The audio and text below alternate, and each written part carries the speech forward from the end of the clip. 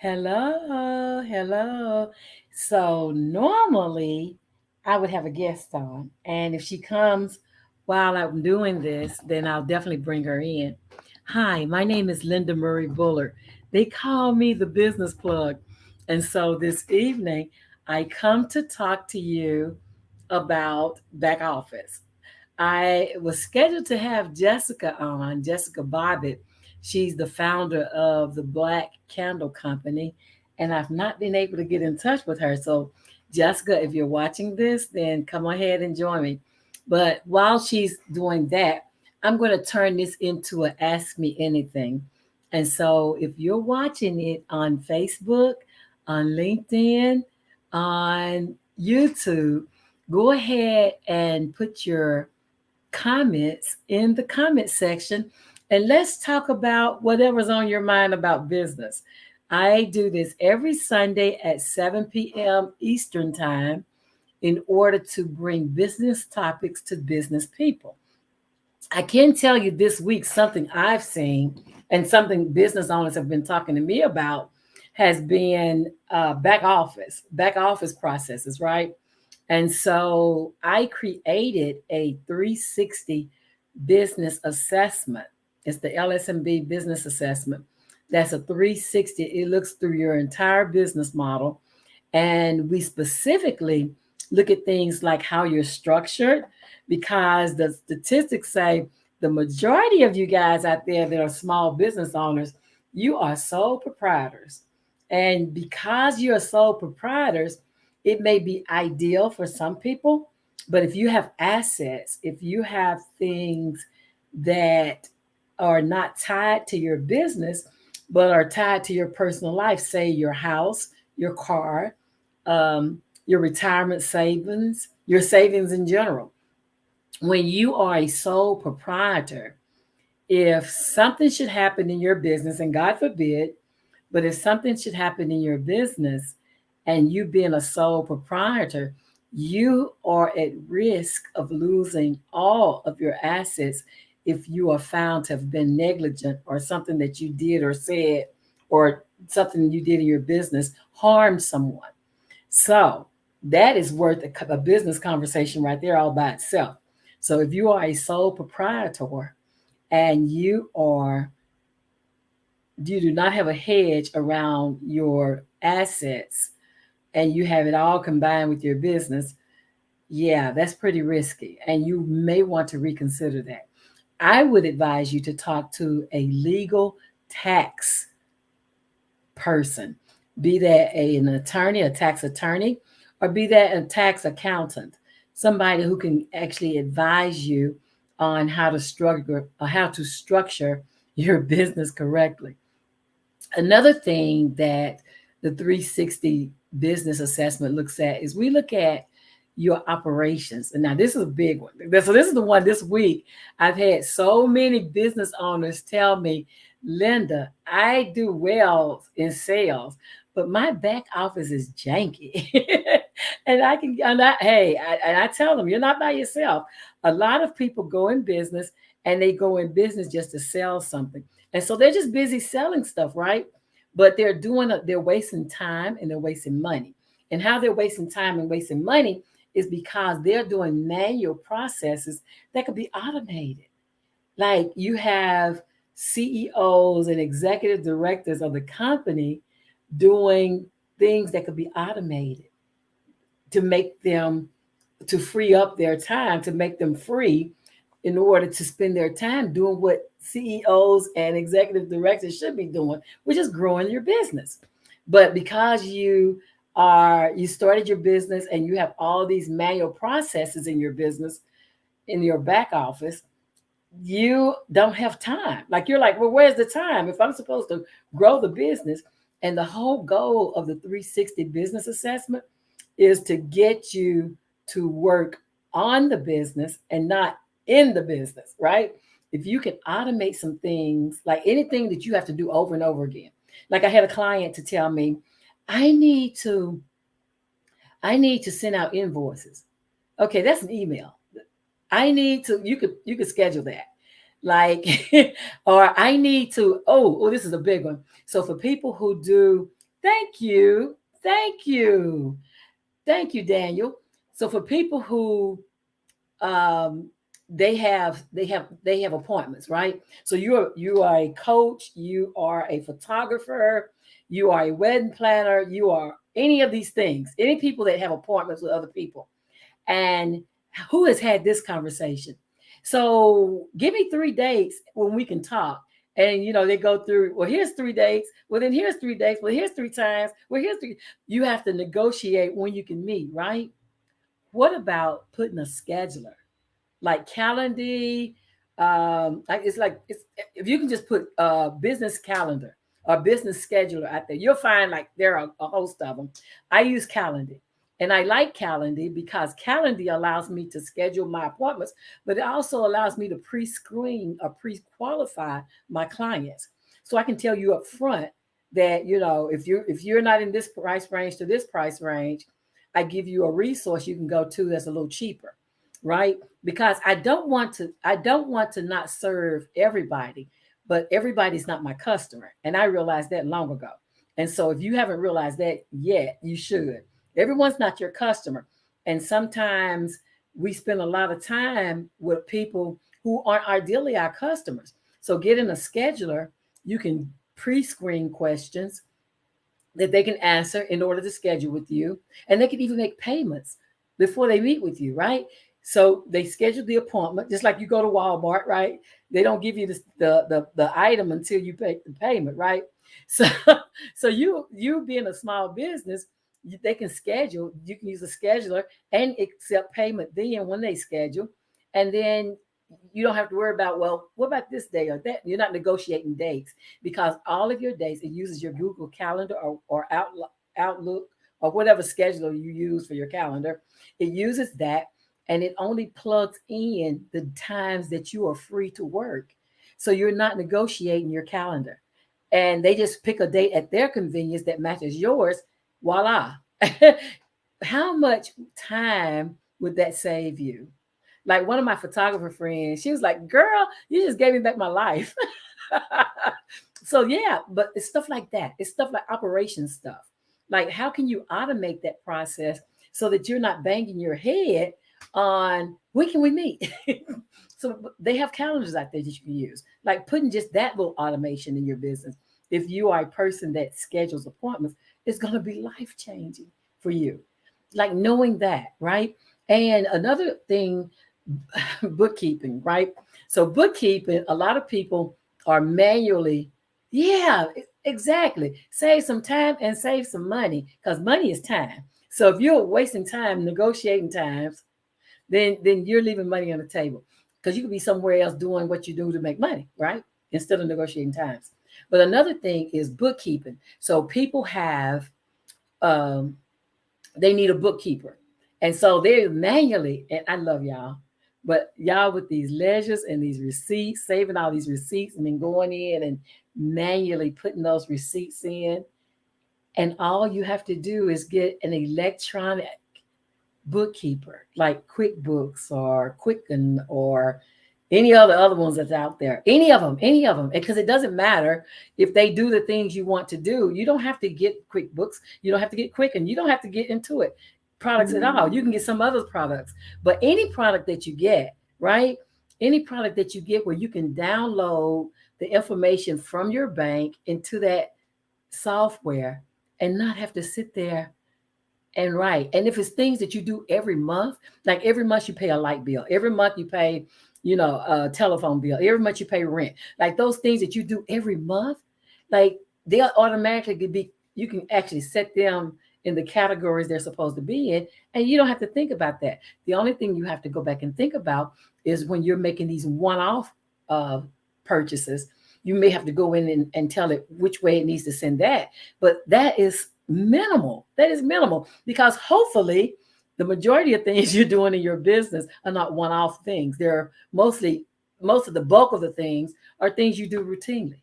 Like that saves time and money. You're spending time. You're going through, you're getting all these receipts up, and you're manually entering them into your ledgers, and you don't have to.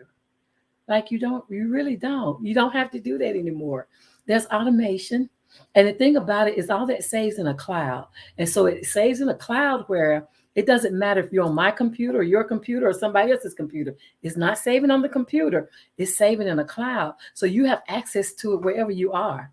Print reports, like understand your income statement, your profit and loss, your cash flow, looking at your balance sheet. Like you can do all of that anywhere in the world if you have internet access. If you have your phone, you can do it on your phone. Also collecting mileage. Okay, so for businesses, when you're traveling for your business, you get to collect that mileage. How many of us are have something in the car and we're trying to keep track of that mileage, but they have mileage apps. And most times, if you have the bookkeeping software, the mileage app is given to you free so that it automatically computes it. And all you're doing is telling it, oh, that's personal. Oh, that's business. Swipe right, swipe left. Like, that's it. How easy is it to do that than having to keep up with paper and time? And what does the speedometer say? The odometer, what does it say now? And there's a lot of manual things we're doing. So that's what I'm talking about when I'm talking about automation. What are you doing? Think about what you're doing in your business, and you do it all the time. Now think about, what if that's automated and I don't have to do it all the time? And so that's where we would look at go through your business model, see how your operations from the time your customer contacts you until the time they make the purchase, and then even after the purchase. So that's the operations part, right? The back office. That's the part everybody said, girl, that stuff it's horrible. Everything's everywhere. So yeah, so a lot of businesses, I know, a lot of small businesses, that's where you need me most, to help you get some kind of organization in those back offices, right? Yeah, getting your logistics together. And then another thing we look at is marketing and sales. Okay, so the law of probability says the more people see you, the more customers you have. Like, it is exponentially the same thing. Like, the more people see you, your customer base go up. You have customers you've never seen before. And to scale your business, you're going to have to get out of your circle, out of your comfort zone, out of your local, and start thinking on a national or global scale. So when we try to, especially if we have brick and mortar, my brick and mortar customers, I fight with you guys to get an online presence. And what you don't realize is there may be somebody halfway around the world that wants your product in bulk, but they can't get it because they don't know you're out here. Like, especially my guest would have been Jessica Bobbitt, and she actually is the Black Candle Company. Y'all can go to the blackcandlecompany.com and see all her exquisite, affordable luxury candles, right? And so, thinking she's in the Nashville area, right? And so in Nashville, she has like West M and some of the other stores that she's in. And our conversation was about her thinking nationally. How can she take that to another level? Like, she's affordable luxury. And so how can you go affordable luxury? Who doesn't want affordable luxury? I mean, where are those people? Because we need to call them out. But yeah, so thinking about, how you're going to scale your business. So marketing.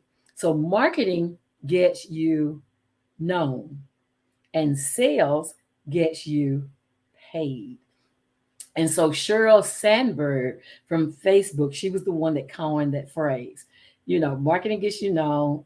No, the phrase that she coined was done is better than perfect. That's the one she coined. And so what she means by that is, a lot of times we want everything to be perfect. We want to start our business after we have the right logo, the right this, the perfect that, the this, the that, the other. We want everything to be perfect.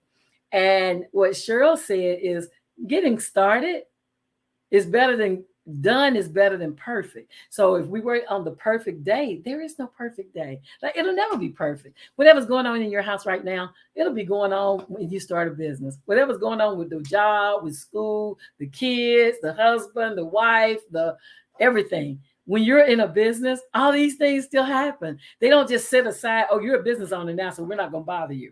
Oh, no, that is not the truth. Anybody will tell you that, they're not giving you the whole story. The thing about it is when you start a business, life happens. But what you think about is compartmentalizing what's going on, and you deal with what you have to deal with. If something's happening at home, then you're at home and you're 100% present for your family, your kids, and whoever, your job, whatever that is. But when you're in your business, you're in your business and you're working it and you're doing the things that business owners do. It doesn't stop, right? And so, getting done, meaning putting up that website, go ahead and pay for that ad. Go ahead and let people know you're out here doing business so that you can find customers. No, so customers can find you. And here's the thing. So I see this all the time and I laugh about it, but I see these all the time where people say, I'm going to move in silent. I'm not going to let people know I'm out here building this business because I'm going to move in silent. And I laugh because TJ Mercer, shout out to TJ. She's the chief noise maker, and she's also the person that can get your business in front of TV and all kind of media. So if you don't know her, it's TEE, the letter J, and Mercer, MERCER. Find her on social media. She is hilarious. You're gonna love her.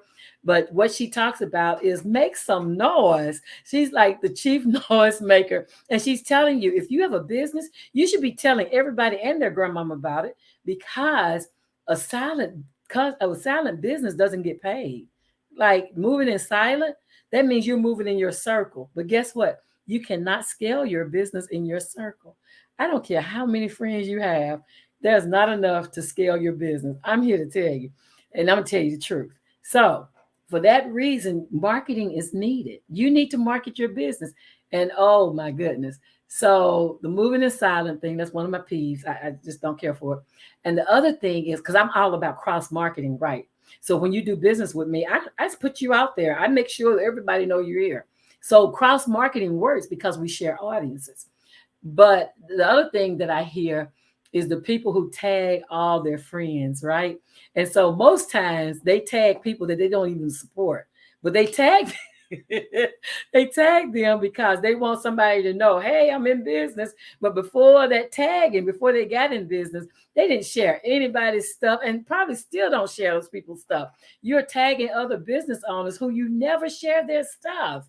Like, no, that's not good. So marketing, marketing, I spend thousands of dollars in marketing, guys, a year because you have to. Like, think about it. Everybody knows what Coca-Cola looks like. Everybody knows what Blue Cross Blue Shield looks like. Everybody knows what Target looks like. You know their logo, right? When you see their logo, you don't even have to have the words, but you know that's Target. With the Target, that's Target. You know the cross and shield, that's Blue Cross. You know the swoosh sign, that's Just Do It from Nike. Like there are people who are already branded and are major brands, but you still see their advertisements.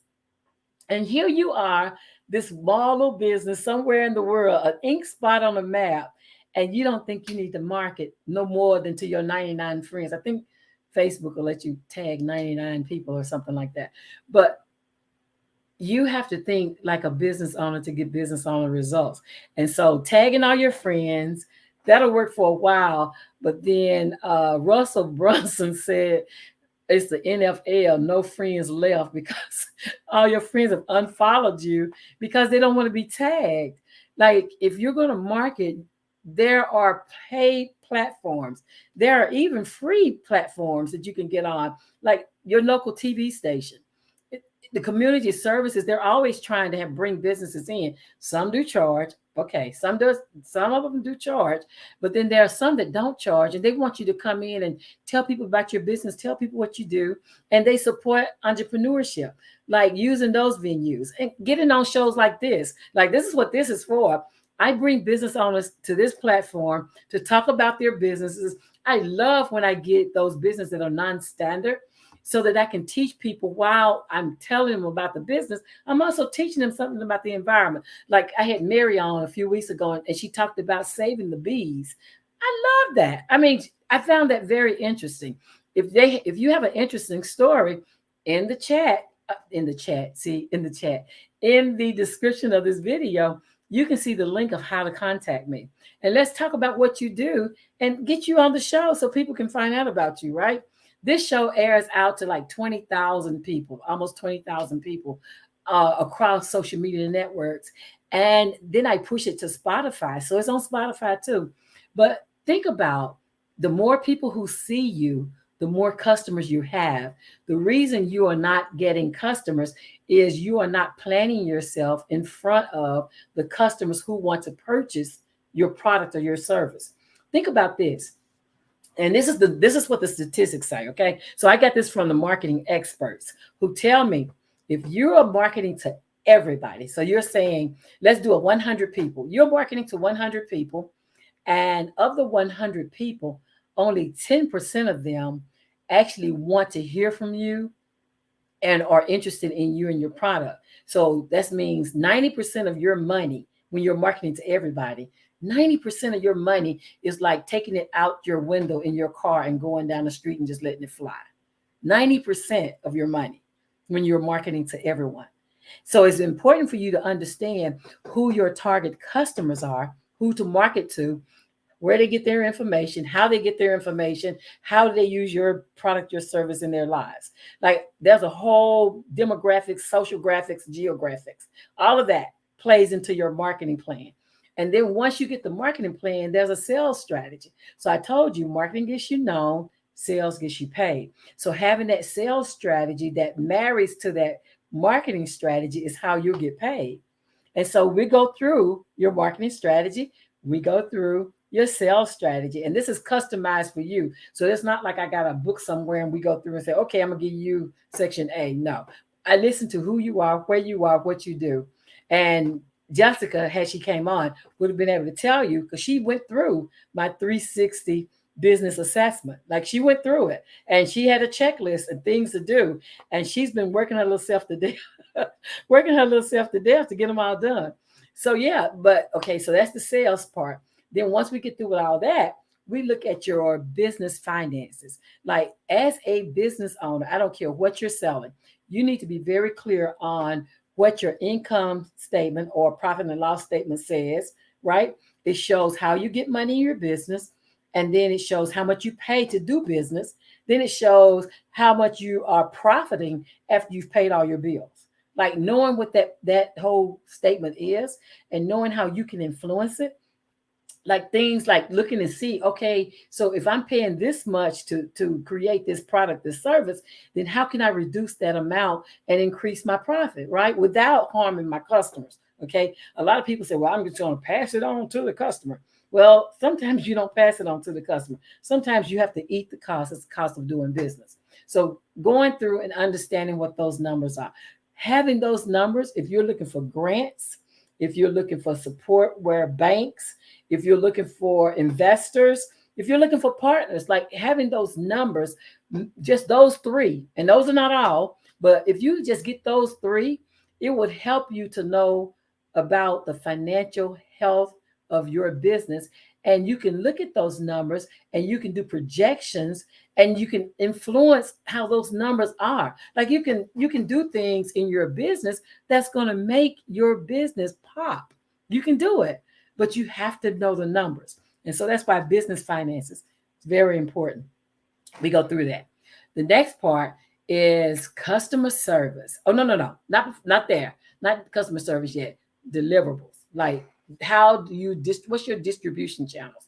A lot of times people go in business and they don't even think about how can I put, where else can I put my product and my service? Like they don't think about third party alliances or strategic alliances or joint ventures, or, I can show you 19 different ways how you can make money off of one idea. A lot of people think, well, I need to cut hair and cut grass and cook chicken and sell some clothes and do some lipstick and do shoes. And you don't really need to do all those things. In fact, that's called brand confusion. When you have all these different things going on and people are like, okay, what do you sell? Because we don't know what you do. And so you let your customers, a confused customer does not purchase. Remember that. Write that down. A confused customer does not purchase. And so you need to be the expert. Find one thing that gets you to the money the quickest and become the expert in that one thing. Now, can you do other things? Of course you can. Sure, you can. But there's an African proverb that says you can do more watering one plant than watering many. When you have a lot of different businesses going on at one time, you are actually diluting the revenue that you could do if you were focused on the one, right? So just understanding what that means. African proverbs are smart. They teach us other things. So yeah, so we looked at your structure, we looked at the operations, and then we talked about marketing, we talked about sales. So with sales strategies, um, if you are something people have to have, you don't have to try so hard because people have to have it. They're looking for it anyway. If you are an impulse buy, like people buy you when they see you, like those things they have, like when you go to the checkout, they have all these different things, racks at the checkout. Those are impulse buying things. So those are things people buy because they see them. Well, if you're that kind of thing, then you need to be where people can see you. If you are a must have, like I said, people are already looking for you. The whole thing is to teach you how to attract customers as opposed to chasing customers. Because, like that elderly lady told me, anything that's being chased doesn't want to be caught. And you don't want to be doing that. So that's the other thing. So we talked about that, sales. Now, and then we talked about business finance. So distribution channels, like how many ways can I get my product or service in the hand of my customers and not just relying on settling on one way of doing it, right? Like there's always at least 2, 3 different ways your service, your products can get out there. And you really just haven't thought about it because you're focused on this is how I do. This is my process. This is what I do. While we're saying that, always remain teachable. Like I was trying to tell a lady, trying to hook her up, and she was like, "Oh no, I'm going to do it this way. I really don't want to grow. I want to stay the same size." I'm like, "Okay, okay. When you get ready to grow, holler at me. But if that's what you want to do, I'm okay with it. I promise you, I am." I just like to see businesses grow because I know in order to stay competitive, if you're not growing, you're dying. In order to be a business, if you're not growing, you're dying. And so, like, somebody can come and swoop you all right up, right? So I want my business owners to be competitive and I want them to scale and grow and get as big as they possibly can so that they can leave legacies for their kids, grandkids. I'm a part of a legacy and I want to see other things as a part of a legacy. So that's sales. The final thing is customer service. A lot of us do one and done. What that means is you have one product, you sell it to one customer, you go try to find the next one. You can't scale a business like that. That's the truth. Newsflash. That's the truth. If you're doing one and done sales, you'll be chasing customers the rest of your life, bless your heart. But the whole thing is about customer attraction. How can you attract customers to you? And then once you get the customers, how can you create a customer journey so that that customer comes back to you and also becomes your number one salesperson because you are so wonderful, they want to tell their friends and family. See how that works? That's kind of simple, isn't it?